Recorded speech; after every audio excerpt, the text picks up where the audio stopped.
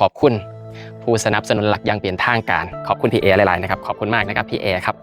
พี่สาวคนเก่งทางจันทบุรีเนาะป้าแพงเนาะจ้ะที่เพิ่นฮักแล้วก็เมตตาเอ็นดูตัวเฮาเนาะเพิ่นซื้อถังน้ำมาให้เพิ่นซื้อเครื่องปรับน้ำอุ่นมาให้เพิ่นอยากให้มีแทงน้ำไว้ใส่แต่ว่าโครงการนี้เฮาคิดไว้แล้วว่าเฮาสิเฮ็ดอยู่แต่ว่าก็ยังบ่ทันมีทุนทรัพย์บ่ทันมีกระตังหลายเนาะว่าที่ดีพี่เอเพิ่นก็เลยจัดให้เลยจัดถังน้ำให้ 2,000 ลิตรแล้วก็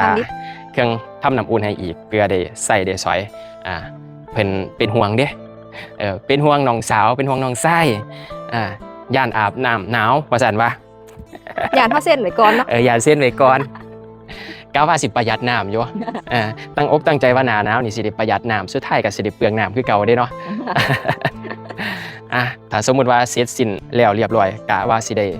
ใส่น้ำอย่างสะดวกสบายขึ้นเนาะป้าแพงเนาะอันนี้พ่อตาเพิ่นก็ได้ทำการเทฐานไว้เป็นที่เรียบร้อยครับพี่น้องผม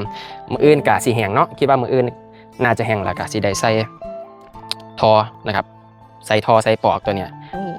นะครับกะว่าสิเฮ็ดสูงประมาณ2 เมตรครับพี่น้องผมก็คิดว่าประมาณ2 เมตรก็คิดว่าน่าจะเพียงพอเนาะน้ำก็น่าจะไหลแห้งอยู่นะครับสุดท้ายนี้ก็ขอบคุณ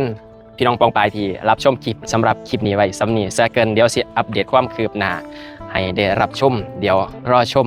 ความคืบหน้าในคลิปถัดไปกันแล้วกันครับ